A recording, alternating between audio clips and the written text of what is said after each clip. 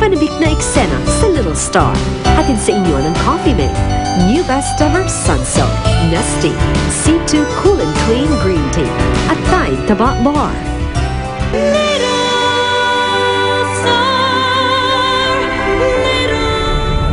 Gagawin ko ni matagal ko nang gustong gawin. Hindi ako papayag na hindi makascore. Matitikman ko siya ngayong gabi. Naisaan tayo. Makaalis na sila. Hello, Borge. Borge, kailangan kong tulong mo. Hawak ni Lester si Dave. Ikaw dahil na lahat ng to! Ikaw dahil nagpa-endanger ang buhay ni Dave ngayon! Kung ano man mangyari kay Dave, ikaw ang babalikan ko! Nalaman ko kasi sa reliable resource ko, ha? Na naghahanda si Bianca ng isang press con para ilabas ang sikreto mo. Bago kasiraan ni Bianca, unahan na natin siya. Pinatawag ko kayong lahat dito. Dahil may gusto kong aminin sa nakaraan ko. Gusto ko na po ilabas yung sikreto ko noon. Totoo pong nanganak ako. Kasi gusto ko humingi ng tulong niyo. Nawawala po ang anak ko.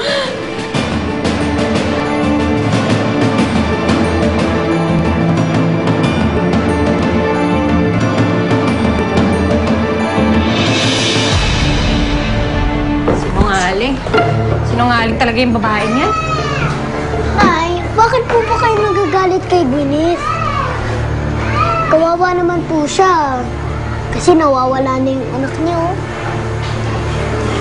Ninyo, kaya lang naman tinawag na sinungaling ni nanay yan si Gwyneth kasi sabi na dati wala siyang anak, tas ngayon eto, sasabihin niya may anak siya. Kaya tinawag ni nanay na sinungaling. Baka po, hindi niya rin po sinabi yung totoo. Ganon din po kayo, Nay, di ba? Hindi niyo din po sinabi na tatay ko pala si Ninong Dave. Kasi po natakot kayo na mawala ako sa inyo.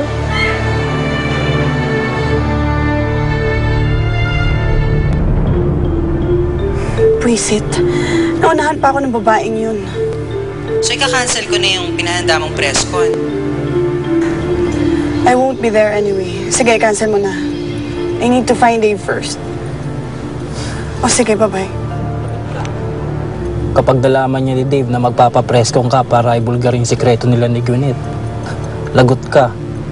Lalo lang magkakagulo. Well, mabuti na lahat na nahanap ko ng babaeng yan. At least, nanggaling na sa kanya ang lahat. She needs it anyway for her struggling career. Alam mo, magmaneho ka na nga lang. Nagmamadali tayo, di ba? Kanina pa tayo iniintay ni Carol De Leon doon. Bilisan mo na! Oo, ito na nga eh. Gwyneth, ito ang tubig, anak ko. Gwyneth. Oh, tubig, inom ka. Sige, pwede nyo na kaming iwan. Kailangan lang magpahinga pa ng kaunti ni Gwyneth, ano? Ma'am, sigurado po ba kayo? Oo, salamat. Ay, pakibigay nga pala itong mga sobra sa mga reporter para makauwi na rin sila, ha? Sige po. Thank you.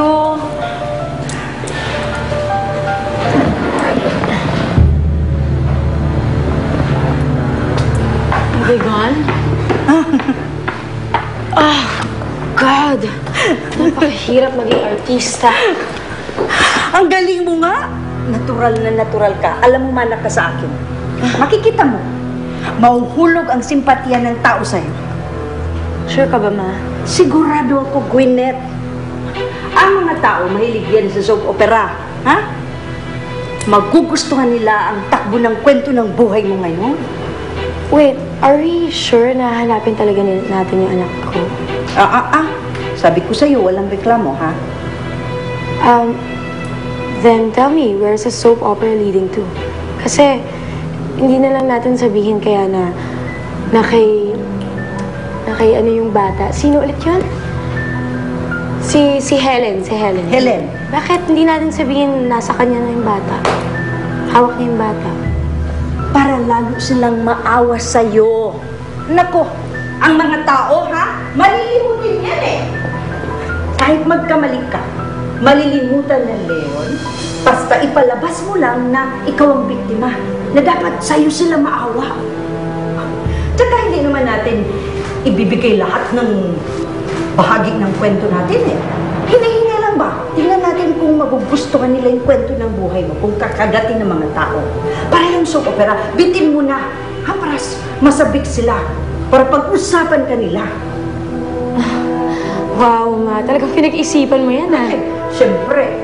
Wala naman akong ibang ginawa sa bahay. Wala akong ginawa kundi mag-isip.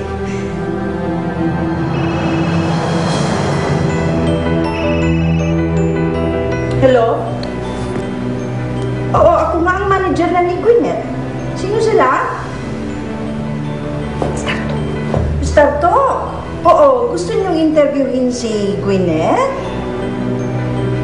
Ay, oo naman. Available ang anak ko. Pero hindi ngayon, ha? Oo. O alam niyo, no? Nahilo siya eh. Kaloka, no? Umami na si Gwyneth. Ay, nako, Nay. Kilala niyo naman yung si Gwyneth, eh. Gagawin niya ang lahat para sa karir niya. Gagawin niya ang lahat para iangat ang sarili niya. Nakita niyo nga, ginamit niya nga si Nino dun sa barangay, dun sa contest. Oo nga. Ay, nako, kaya nga tumibay ang paninindigan ko na talagang huwag ibigay sa kanya ang bata, eh. Dahil alam ko gagamitin niya lang si Nino. Eh, paano kung matuntunan nila kayo? Eh, paglalaban ko ang anak ko, Nay. Simula nung tinalikuran nila ang responsibilidad nila kay Nino at tinanggihan nila na tulungan ng bata, eh, parang tinanggal niya na rin ang karapatan niya na maging ina kay Nino.